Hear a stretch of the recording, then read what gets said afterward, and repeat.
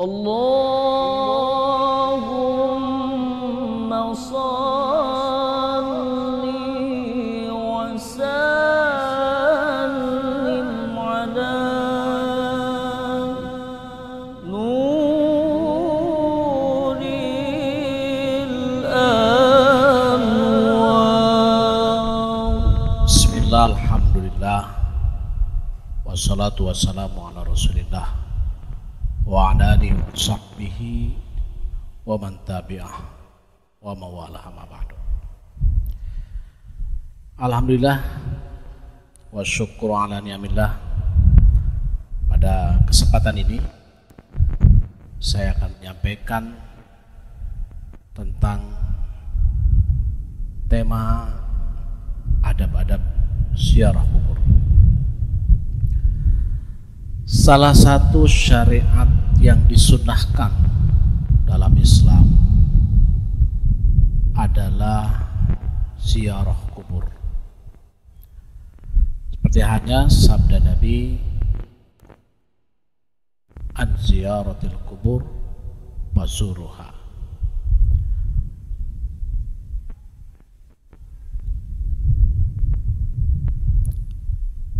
Apa hikmah dari kita melaksanakan ziarah kubur? Sebagaimana Nabi menyatakan adalah untuk membersihkan hati, untuk mengingat kematian. Nah, dalam praktiknya ziarah kubur itu mungkin banyak hal yang harus diperbaiki. Ketika ada kelompok yang menyatakan tidak boleh, mungkin bisa saja dipahami ketika dalam praktiknya keluar dari jalur syariat Islam. Di antaranya, ketika kita ziarah atau melewati kuburan, maka disunnahkan kita itu mengucapkan salam. Yang populer dengan bacaannya, ucapan salamnya, assalamualaikum ya ahlal kubur minal mu'minina wal mu'minat wal muslimina wal muslimat antum lana salam wa nahnu lakum tabah wa inna insyaallah bikum lahiqun. Salam buat kalian semua ya ahli kubur mukmin, mukminat. Kalian duluan, maka kami insyaallah nyusul belakangan. Itulah. Dalam salam tersebut menggunakan redaksi khitab. Khitab itu artinya lawan bicara. Seolah-olah kita itu ngobrol langsung berhadapan. Artinya apa? Yang ada di dalam kubur itu mereka mendengar dan mereka tahu apa yang kita lakukan, kita yang masih hidup. Nah, dalam ziarah kubur makanya ada etika-etika. Yang paling pokok adalah ketika kita datang salam dengan perilaku yang sopan, tidak boleh duduk di atas kuburannya, dan juga yang paling pokok mendoakan. Itulah yang dicontohkan oleh Nabi, mendoakan untuk ahli kubur. Artinya apa? Doa orang yang masih hidup terhadap orang yang sudah meninggal itu manfaat, berguna. Bahkan lebih dari itu, ketika ahli kuburnya orang-orang soleh bisa dijadikan wasilah, bisa dijadikan perantara, apa yang disebut dengan tawassul. Tawassul itu adalah kita memohon kepada Allah dengan menggunakan perantara. Apa yang bisa dijadikan perantara, apa yang bisa dijadikan wasilah? Satu yang bisa dijadikan wasilah itu adalah amal soleh kita.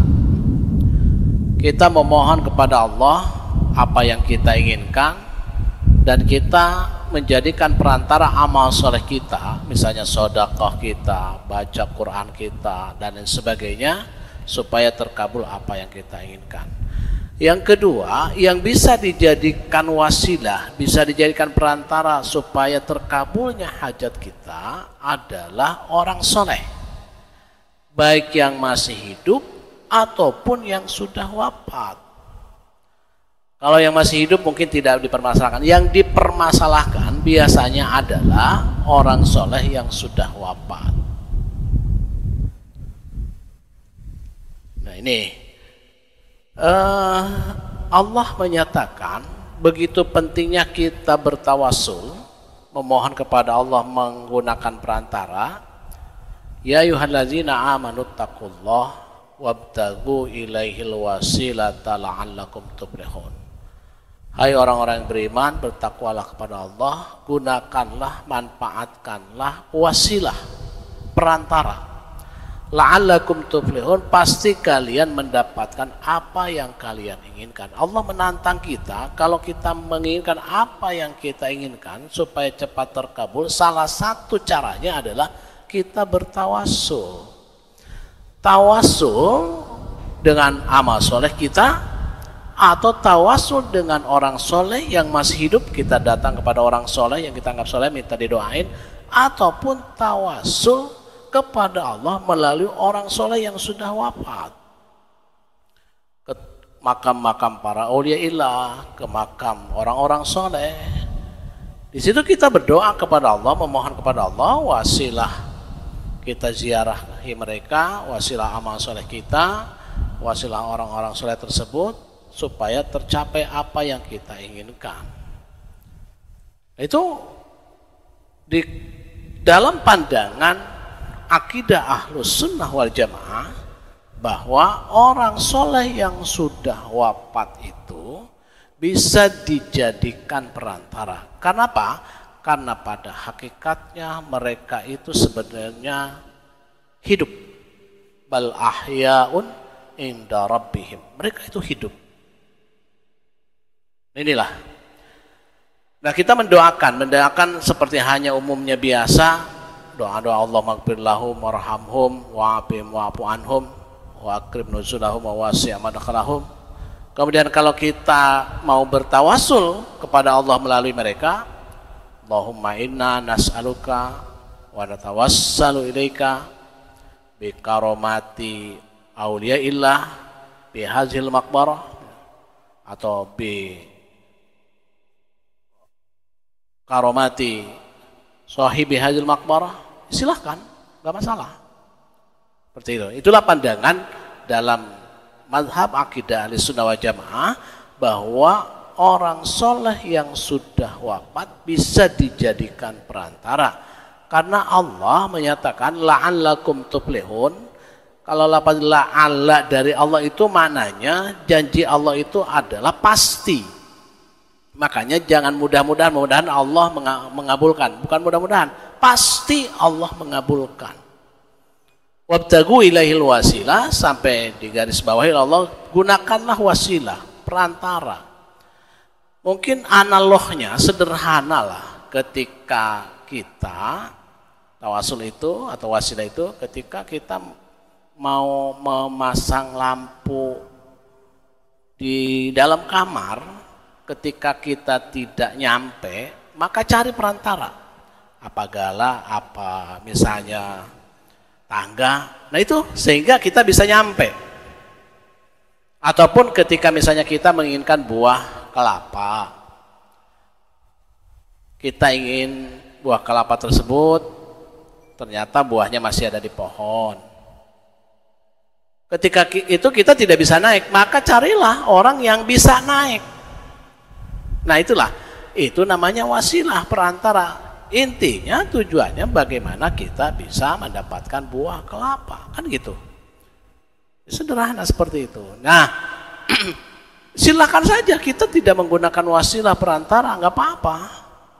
Ketika kita punya kepercayaan diri yang bagus, akan dikabulkannya hajat kita, keinginan oleh Allah, itu lebih bagus. Tapi ketika kita merasa bahwa diri kita ini banyak kotoran, kita ini merasa terlalu lemah, kita ini tidak percaya diri, maka kita bisa menggunakan orang-orang yang hebat supaya menyampaikan keinginan kita kepada Allah. Dan Nabi banyak mempraktekkan hal seperti itu. Bahkan untuk kepentingan-kepentingan urgent pada zaman sahabat, mereka pernah dilanda satu kekeringan, mereka bertawasul kepada Allah dengan Sayyidina Abbas. Itu dibuat dalam kitab Bulughul Maram, hadis Bulughul Maram. Ataupun ketika ada seorang dorir itu orang yang buta, datang kepada Nabi, ya Rasulullah, aku menginginkan sesuatu. Apa yang kau inginkan? Aku menginginkan bisa melihat. Gitu. Nabi mengajarkan langsung. Doanya apa? Doa tawassul. Allahumma inni as'aluka wa atawajjahu ilaika bi Muhammadin Nabi rahmah. Ya Allah, aku meminta kepadamu dan bertawajuh kepadamu melalui Nabi Muhammad. Gitu. Yang paling hebat untuk dijadikan perantara itu karena manusia paling takwa di dunia ini adalah Nabi Muhammad. Bi Muhammadin Nabi rahmah. Ya Sayyidi ya ini qad tawajjahtu bika ya Rabbi litaqdili. Itu si dorir tersebut, orang yang buta tersebut mendawamkan seperti itu. Setelah tidak lama kemudian datang lagi kepada dia dalam keadaan matanya sudah bisa melihat kembali. Begitu dahsyatnya bertawassul seperti itu. Nah, jadi apa yang bisa dijadikan perantara? Satu, amal soleh itu tidak diperdebatkan.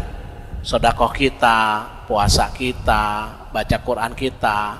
Setelah kita selesai baca Al-Quran, ya Allah, melalui bacaan Quran yang saya baca, kabulkan hajat saya ini. Silakan. Itu tidak masalah kalau untuk amal soleh. Untuk orang soleh yang masih hidup tidak dipermasalahkan, tidak diperdebatkan. Memang yang diperdebatkan adalah orang soleh yang sudah wafat, yang sudah meninggal. Itu diperdebatkan. Ada yang mengatakan nyampe manfaat, ada yang mengatakan tidak bisa sama sekali. Namun dari beberapa pandangan para ulama di kalangan mazhab Syafi'i, di kalangan akidah Ahlus Sunnah wal Jamaah, bahwa bertawassul kepada Allah melalui orang soleh yang sudah meninggal itu bermanfaat dan bisa berfaedah dan bahkan bisa membantu supaya hajat kita dikabulkan oleh Allah Subhanahu wa taala. Kemudian adab-adab yang lain untuk ziarah kubur sebenarnya sederhana saja, ya mungkin dari sisi perilaku lah. Dari sisi perilaku datang ke sana dengan penuh kerendahan hati, anggaplah mereka itu adalah masih hidup oleh kita, masih hidup, sehingga kita punya etika seperti hanya datang kepada orang yang masih hidup, kemudian tidak duduk-duduk di atas kuburannya, kemudian kita membacakan salam, kemudian kita membaca Quran gitu.